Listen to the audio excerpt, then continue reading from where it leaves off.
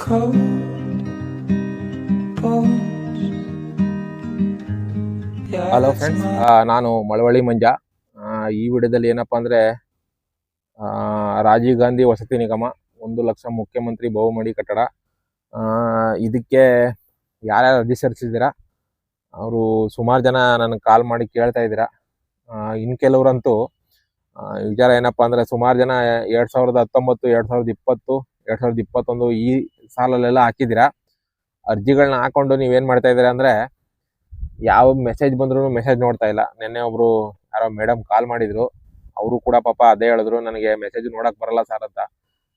ಏನು ಮಾಡೋಕ್ಕಾಗಲ್ಲ, ಕೆಲವೊಬ್ಬರದ್ದು ಅವರು ಪಾಪ ಎಜುಕೇಶನ್ ಮಾಡಿರಲ್ಲ.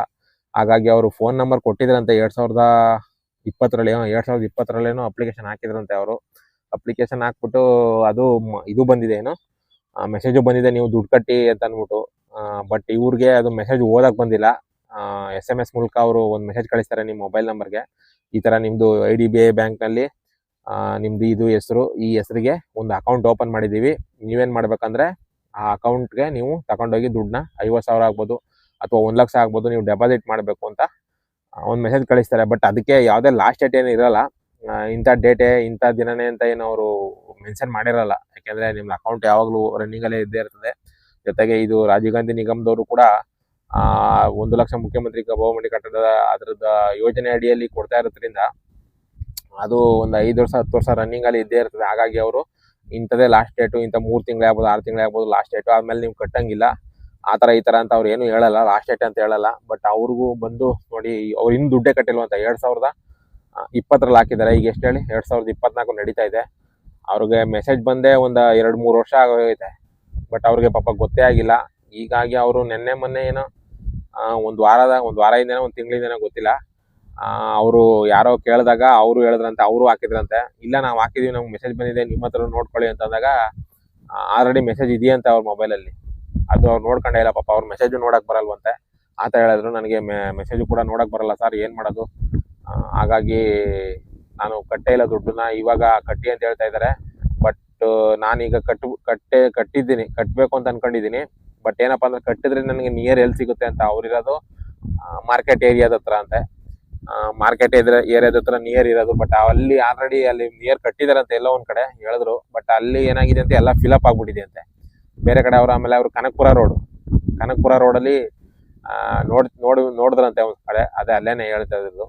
ಕನಕಪುರ ರೋಡಲ್ಲಿ ಅವ್ರು ಹೋಗಿ ನೋಡಿದ್ರಂತೆ. ಬಟ್ ಅಲ್ಲೆಲ್ಲ ಆಲ್ರೆಡಿ ಬುಕ್ಕಿಂಗ್ ಆಗೋಗ್ಬಿಟ್ಟಿದೆಯಂತೆ, ಎಲ್ಲ ಮನೆಗಳು ಬುಕ್ಕಿಂಗ್ ಆಗ್ಬಿಟ್ಟಿದೆಯಂತೆ. ಇಲ್ಲಿ ಯಾವುದು ಬುಕ್ಕಿಂಗ್ ಆಗೋಗಿದೆ ಮೇಡಮ್, ಯಾವುದು ಖಾಲಿ ಇಲ್ಲ ಅಂತ ಹೇಳಿದ್ರಂತೆ. ಅದಕ್ಕೆ ಅವರು ಏನ್ ಮಾಡೋದು ಸರ್ ಅಂತ ಅಂದ್ಬಿಟ್ಟು ನನ್ನ ನಾನು ವಿಡಿಯೋ ಮಾಡಾಕ್ತೀನಲ್ಲ ಯೂಟ್ಯೂಬ್ ಚಾನಲ್ಗೆ, ಹಾಗಾಗಿ ನನ್ನ ನಂಬರ್ ತಗೊಂಡು ಅವರು ಕಾಲ್ ಮಾಡಿ ಕೇಳಿದ್ರು ನನಗೆ. ನಾನು ಸಜೆಸ್ಟ್ ಮಾಡಿದೆ, ಬೇರೆ ಕಡೆ ನೀವು ಕನಕಪುರ ರೋಡೇ ಅಂತ ಕೇಳ್ಬಿಡಿ ಮೇಡಮ್, ಬೇರೆ ಕಡೆ ಸುಮಾರು ಕಡೆ ಕಟ್ಟಿದ್ದಾರೆ. ನೀವೇನಾದ್ರು ಬೇಕು ಅಂದ್ರೆ ಹೆಸರುಘಟ್ಟ ಕಡೆ ತುಂಬಾ ಇದಾವೆ. ಹೆಸರುಘಟ್ಟದಲ್ಲಿ 4 ಕಡೆ ಕಟ್ಟಿದ್ದಾರೆ. ಅಗ್ರಾರ್ ಪಾಳ್ಯ ಮತ್ತೆ ಗುಣಿಯಗ್ರಾರ ಅಂತೀನಿ, ಅಗ್ರಾರ್ ಪಾಳ್ಯ ಮತ್ತೆ ಇದು ತೋಟಗೆರೆ, ಆಮೇಲೆ ಕುಕ್ಕನಹಳ್ಳಿ, ಆಮೇಲೆ ಇನ್ನೊಂದ್ ಕಡೆ ಎಲ್ಲೋ ಒಂದ್ ಕಡೆ ಇದು ಕುಕ್ಕನಹಳ್ಳಿ, ಅಗ್ರಾರ್ ಪಾಳ್ಯದಲ್ಲ 2 ಕಡೆ ಕಟ್ಟಿದ್ದಾರೆ, ಫಸ್ಟ್ ಮತ್ತು ಸೆಕೆಂಡ್.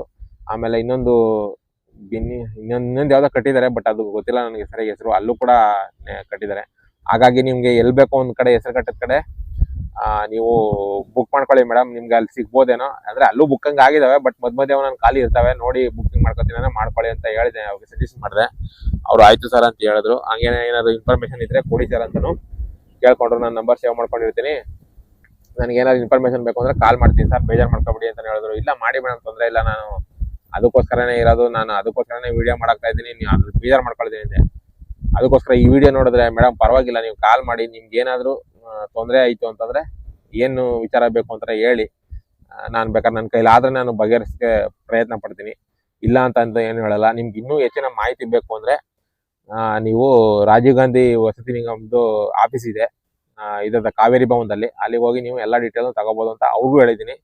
ಮತ್ತೆ ಬೇರೆಯವ್ರಿಗೆ ಹೇಳೋದು ಅಷ್ಟೇನೆ, ಈ ರಾಜೀವ್ ಗಾಂಧಿ ನಿಗಮದ ಮನೆಗಳಿಗೆ ಯಾರ್ಯಾರು ಅಪ್ಲಿಕೇಶನ್ಗಳು ಹಾಕಿದ್ದೀರಾ, ಅವರು ಯಾವ ಮೊಬೈಲ್ ನಂಬರ್ ಕೊಟ್ಟಿದ್ದೀರೋ ಏನೋ ಗೊತ್ತಿಲ್ಲ, ಬಟ್ ರನ್ನಿಂಗ್ ಇರೋ ಮೊಬೈಲ್ ನಂಬರ್ ಕೊಡಿ ನೀವು. ಆಮೇಲೆ ನಮ್ಮ ಮೊಬೈಲ್ ನಂಬರ್ ಕೊಟ್ಬಿಟ್ಟು ಅಲ್ಲಿಗೆ ಅಪ್ಲಿಕೇಶನ್ ಹಾಕುವಾಗ ಮತ್ತೆ ಆ ನಂಬರ್ನ ದಯವಿಟ್ಟು ನೀವು ಯಾವುದೇ ಕಾರಣಕ್ಕೂ ಚೇಂಜ್ ಮಾಡಕ್ ಹೋಗ್ಬೇಡಿ. ಯಾಕಂದ್ರೆ ಚೇಂಜ್ ಮಾಡೋ ಮೊಬೈಲ್ ನಂಬರ್ ಇದ್ರೆ ದಯವಿಟ್ಟು ಕೊಡಕ್ಕೆ ಹೋಗ್ಬೇಡಿ, ಬೇರೆ ಯಾವ್ದಾದ್ರು ಕೊಡಿ ರನ್ನಿಂಗ್ ಇರೋದನ್ನ.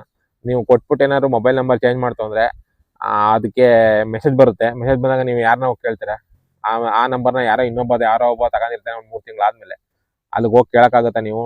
ಹಾಗಾಗಿ ನೀವು ರನ್ನಿಂಗ್ ಇರೋ ಮೊಬೈಲ್ ನಂಬರ್ನೇ ಕೊಡಿ. ಜೊತೆಗೆ ನೀವು ಅರ್ಜಿಗಳನ್ನ ಹಾಕಿ ಮೆಸೇಜು ಬರುತ್ತೆ. ದುಡ್ಡು ಕಟ್ತೀರಾ ಅಂತ ಇಟ್ಕೊಳ್ಳಿ, 50,000 ದುಡ್ಡು ಕಟ್ತೀರಾ. ದುಡ್ಡು ಕಟ್ಟಾದ್ಮೇಲೆ ದಯವಿಟ್ಟು ನೀವು ದುಡ್ಡು ಕಟ್ಟಿದಂಥ ಒಂದು ವಾರಕ್ಕೆ ನಿಮ್ಮ ಸ್ಟೇಟಸ್ ಅಪ್ಡೇಟ್ ಆಗೋಗುತ್ತೆ. ನೀವು ಹೋಗಿ ಮನೆಗಳನ್ನ ಆಯ್ಕೆ ಮಾಡ್ಕೋಬೇಕು. ಇದ್ರ ಹತ್ರ ಹೋಗಿನೇ ಸಿಸ್ಟಮ್ ಹತ್ರ ಹೋಗಿ ಯಾವ್ದಾದ್ರು ಕಂಪ್ಯೂಟರ್ ಸೆಂಟರ್ ಹತ್ರ ಹೋಗ್ಬಿಟ್ಟು ನಿಮ್ದು ಅರ್ಜಿ ಹಾಕ್ದಾಗ ಯಾವ ಒಂದು ಸರ್ಟಿಫಿಕೇಟ್ ಕೊಟ್ಟಿರ್ತಾರೆ, ನಿಮ್ದು ಅರ್ಜಿ ಸ್ವೀಕಾರ ಆಗಿದೆ ಅಂತ ಹೇಳ್ಬಿಟ್ಟು ಒಂದು ಸರ್ಟಿಫಿಕೇಟ್ ಕೊಟ್ಟಿರ್ತಾರೆ. ಅದ್ರಲ್ಲಿ ನಿಮ್ದು ಅರ್ಜಿ ಸಂಖ್ಯೆ, ನಿಮ್ಮ ಮೊಬೈಲ್ ನಂಬರ್ ಎಲ್ಲ A to Z ಇರ್ತದೆ. ಅದನ್ನ ತಗೊಂಡೋಗಿ ಯಾವ್ದಾದ್ರು ಸಿಸ್ಟಮ್ ಅಲ್ಲಿ ಹೇಳಿ ಈ ತರ ನನಗೆ ಮನೆ ಆಯ್ಕೆ ಮಾಡ್ಕೋಬೇಕು ಅಂತ ಹೇಳಿ ಅವರು ಅದನ್ನ ಓಪನ್ ಮಾಡಿ ವೆಬ್ಸೈಟ್ ನ ನಿಮ್ಗೆ ಮನೆನ ಎಲ್ಲಿ ಬೇಕು ಅಂತ ನೀವು ಮೆನ್ಷನ್ ಮಾಡ್ತೀರಾ, ಅಲ್ಲಿ ಓಪನ್ ಮಾಡಿ ನೋಡಿ, ಚೆಕ್ ಮಾಡಿ. ಅಲ್ಲಿಲ್ಲ ಅಂತಂದ್ರೆ ಇನ್ನೆಲ್ಲಾರು ಬೇರೆ ಕಡೆ ಚೆಕ್ ಮಾಡ್ಕೊಂಡು ಬೇಗ ಆಯ್ಕೆ ಮಾಡ್ಕೊಳ್ಳಿ. ಯಾಕೆಂದ್ರೆ ನೀವೇನಾದ್ರು ಆಯ್ಕೆ ಮಾಡ್ಕೊಳ್ಳಿಲ್ಲ ಅಂತಂದ್ರೆ ನೀವು ಅನ್ಕೊಂಡ್ ಕಡೆ ಮನೆ ಸಿಗೋದೇ ಇಲ್ಲ. ದುಡ್ಡೇನೋ ಬಿಡಿ, ದುಡ್ಡು ನೀವು ಕಟ್ಟಿರ್ತೀರಾ, ರಾಜೀವ್ ಗಾಂಧಿ ನಿಗಮದ್ದು ನಿಮ್ಮ ಅಕೌಂಟ್ ಕಟ್ಟಿರ್ತೀರಾ, ಅದು ರಾಜೀವ್ ಗಾಂಧಿ ನಿಗಮಕ್ಕೆ ಹೋಗಿರುತ್ತೆ. ಬಟ್ ನೀವು ದುಡ್ಡನ್ನ ವಾಪಸ್ ತಗೋಬಹುದು. ಏನಿಲ್ಲ ಒಂದು ಅರ್ಜಿ ಬರ್ಕೊಟ್ರೆ, ರಾಜೀವ್ ಗಾಂಧಿ ವಸತಿ ನಿಗಮಕ್ಕೆ ಏನಾದ್ರು ಹೋಗಿ ನೀವು ಒಂದು ಅರ್ಜಿ ಬರ್ಕೊಡ್ತು ಅಂದ್ರೆ ಅವ್ರೇನ್ ಮಾಡ್ತಾರೆ, ಆ ದುಡ್ಡನ್ನ ವಾಪಸ್ಸು ನಿಮ್ಮ ಅಕೌಂಟ್ಗೆ ಮತ್ತೆ ಟ್ರಾನ್ಸ್ಫರ್ ಮಾಡ್ಬಿಡ್ತಾರೆ. ತೊಂದರೆ ಇಲ್ಲ, ದುಡ್ಡು ಎಲ್ಲೂ ಹೋಗಲ್ಲ. ಗೌರ್ಮೆಂಟ್ ಕಟ್ಟಿರೋದು ನೀವು, ಬೇರೆ ಯಾರಿಗೂ ಕಟ್ಟಿಲ್ಲ. 3ನೇ ಪಾರ್ಟಿಗೆ ದುಡ್ಡನ್ನ ನೀವು ಕಟ್ಟಿರೋದು ಗೌರ್ಮೆಂಟ್ಗೆನೆ, ವಾಪಸ್ಸು ನಿಮ್ಗೆ ದುಡ್ಡು ಬಂದೇ ಬರುತ್ತೆ ಒಂದು ಅರ್ಜಿ ಬರ್ಕೊಟ್ರೆ ರಾಜೀವ್ ಗಾಂಧಿ ನಿಗಮಕ್ಕೆ. ಬಟ್ ಏನಪ್ಪಾ ಅಂದ್ರೆ ನೀವು ಮನೆ ಸಿಗೋದು ತುಂಬಾ ಕಷ್ಟ. ಹಾಗಾಗಿ ಹೇಳ್ತಾ ಇದೀನಿ, ನೀವು ಎಷ್ಟು ವರ್ಷ ಅಂತ ಬಾಡಿಗೆ ಮನೇಲಿ ಇರಕ್ಕಾಗುತ್ತೆ? ಹಾಗಾಗಿ ಹೇಳ್ತಾ ಇರೋದು ಅಷ್ಟೇ. ನೀವು 10 ವರ್ಷ, 20 ವರ್ಷ, 50 ವರ್ಷ ನೀವು ಸಾಯ ಗಂಟ ಬಾಡಿಗೆ ಮನೇಲಿ ಇದ್ರು ಬಾಡಿಗೆ ಮನೇಲೇ ಇರ್ಬೇಕಾಯ್ತೆ ಹೊರತು ಮನೆ ಕಟ್ಕೊಳಕ್ ಅಷ್ಟು ಕಷ್ಟ ಇದೆ. ಒಂದು ಸೈಡ್ ತಗೊಳಕ್ಕಾಗಲ್ಲ. ನೀವು ಬೆಂಗಳೂರಲ್ಲಿ ಒಂದು 30-40 ಸೈಡ್ ತಗೋತೀನಿ ಅಂತಂದ್ರೆ ಎಷ್ಟು ಲಕ್ಷ ಆಗುತ್ತೆ ಅಂತ ನಿಮಗೆ ಗೊತ್ತಲ್ಲ. 50-60 ಲಕ್ಷ ರೂಪಾಯಿ ಬೇಕು ಒಂದು 30-40 ಸೈಟ್ಗೆ. ಅದು ಒಳಗಡೆ ಏರಿಯಾದಲ್ಲಿ ತಗೋತೀನಿ ಅಂದ್ರೆ, ಇನ್ನೇನೋ ಕರೆಕ್ಟಾಗಿ ಸೆಂಟ್ರಲ್ ತಗೋತೀನಿ ಅಂತಂದ್ರೆ ಇಲ್ಲ ಅಂದ್ರೂ 1 ಕೋಟಿ ರೂಪಾಯಿವರೆಗೂ ಆಗುತ್ತೆ. ಹಾಗಾಗಿ ನೀವು ದಯವಿಟ್ಟು ಹೆಂಗೋ ರಾಜೀವ್ ಗಾಂಧಿ ನಿಗಮದ ಗೌರ್ಮೆಂಟ್ ಕಡೆಯಿಂದ ಮನೆಗಳನ್ನ ಬಡವರಿಗೆ ಅಂತ ಕೊಡ್ತಾ ಇದ್ದಾರೆ. ದಯವಿಟ್ಟು ಈ ಸುವರ್ಣ ಅವಕಾಶನ ಮಿಸ್ ಮಾಡ್ಕೋಬೇಡಿ. ಯಾರು ಅರ್ಜಿಗಳನ್ನ ಹಾಕಿದಿರಾ ಅವ್ರು ಅಲ್ಲಲ್ಲೇ ಅಪ್ಡೇಟ್ ನೋಡ್ಕೊಳ್ಳಿ. ನಿಮ್ಗೆ ಗೊತ್ತಾಗ್ಲಿಲ್ಲ ಅಂದ್ರೆ ಯೂಟ್ಯೂಬ್ ಅಲ್ಲಿ ಹೊಡಿರಿ ನೀವು ರಾಜೀವ್ ಗಾಂಧಿ ವಸತಿ ನಿಗಮ ಹಂಗೆ ಹಿಂಗೆ ಅಂತ ನಿಮ್ಗೆ ಏನ್ ಬರುತ್ತೋ ಅದನ್ನ ಟೈಪ್ ಮಾಡಿದ್ರೆ ಸುಮಾರು ನನ್ನ ವಿಡಿಯೋಗಳನ್ನ ನೋಡಿ ಅಂತ ನಾನು ಹೇಳಲ್ಲ. ನನ್ನ ತರ ಬೇರೆ ಸುಮಾರು 4-5 ಚಾನಲ್ಗಳಿದಾವೆ, ಅವರು ಕೂಡ ಇದ್ರ ಬಗ್ಗೆನೇ ಅಪ್ಡೇಟ್ ಕೊಡ್ತಾ ಇರ್ತಾರೆ. ಅವ್ರ ಚಾನಲ್ ನೋಡಿ, ನನ್ನ ಚಾನಲ್ ನೋಡಿ, ನಿಮ್ಗೆ ಎಲ್ಲಿ ಅನುಕೂಲ ಆಗುತ್ತೋ ಆ ಚಾನಲ್ ನೋಡಿ ಅಪ್ಡೇಟ್ಗಳನ್ನ ತಿಳ್ಕೊಂಡು ದಯವಿಟ್ಟು ಅದ್ರ ತಕ್ಕಂಗೆ ನೀವು ಮುಂದುವರಿರಿ. ಏನಾದ್ರು ಮುಂದುವರಿಲಿಲ್ಲ ಅಂದ್ರೆ, ನೀವು ಅಲ್ಲಿಗೆ ಸ್ಟಡಿ ಆಯ್ತು ಅಂದ್ರೆ ನಿಮ್ಗೆ ದಯವಿಟ್ಟು ಮನೆ ಸಿಗಲ್ಲ ಅಂತಾನೆ ಹೇಳ್ಬೋದು. ಹಾಗಾಗಿ ಸುಮಾರು ಜನ ಆಗ್ತದೆ. ಎಷ್ಟು 1000 ಜನ ಇರ್ಬೋದು, ನೀವು ಯೋಚನೆ ಮಾಡಿ. ಬೆಂಗಳೂರು ಸಿಟಿಗೆ ಎಷ್ಟು 1000 ಜನ ಬಾಡಿಗೆ ಮನೆ ಇರ್ಬೋದು. ಅಷ್ಟು 1000 ಜನಕ್ಕೆ ಅವರು ಎಷ್ಟು ಮನೆಗಳನ್ನ ಕಟ್ಬೋದು, ಅಂದಾಜು ಲಿಮಿಟೆಡ್ ಮನೆಗಳನ್ನ ಕಟ್ಬೋದು.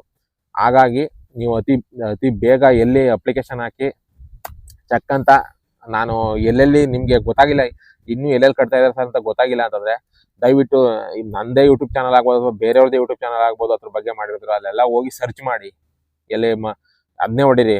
ಯೂಟ್ಯೂಬಲ್ಲಿ ಹೊಡಿರಿ. ಅಲ್ಲೇನೆ ನೀವು ಮಾಡ್ಬೇಕು, ಏನಪ್ಪಾ ಸರ್ಚ್ ಮಾಡಬೇಕು ನೀವು. ಕುಕ್ಕನಹಳ್ಳಿ ಮನೆಗಳು ಅಥವಾ ಹೆಸರುಘಟ್ಟ ಮನೆಗಳು ಅಥವಾ ಬೆಂಗಳೂರು ಉತ್ತರದ ಮನೆಗಳು, ಬೆಂಗಳೂರು ದಕ್ಷಿಣ ಮನೆಗಳು ಅಂತ ಪೂರ್ತಿ ಯಾವ್ದೋ ಒಂದು ಸರ್ಚ್ ಮಾಡಿ ನೀವು ಹೊಡಿತು ಅಂತಂದ್ರೆ ಯಾವ್ದೋ ಒಂದು ವಿಡಿಯೋ ಬಂದೇ ಬರುತ್ತೆ. ಅದು ತಕ್ಕಂಗೆ ನೀವು ಆ ವಿಡಿಯೋಗಳನ್ನ ನೋಡಿ ನೀವು ಈ ಊರುಗಳಲ್ಲಿ ಕಟ್ಟಿದೆ ಅಂತ ನಾನು ಮಾಡಾಕಿದ್ದೀನಿ ಸುಮಾರು ವಿಡಿಯೋನ. ಬೇರೆಯವರು ತುಂಬಾ ಕಡೆ ನನಗಿಂತ ಜಾಸ್ತಿನೇ ಮಾಡಾಕವ್ರೆ. ಬೇರೆಯವರು ಹೇಳ್ಬೇಕು ಅಂದ್ರೆ ನಾನೇ ಎಲ್ಲ ಮಾಡಿಲ್ಲ, ನನಗಿಂತ ತುಂಬಾ ಜಾಸ್ತಿ ಮಾಡಿ ವಿಡಿಯೋಗಳನ್ನ ಹಾಕಿರೋರು ಇದ್ದಾರೆ.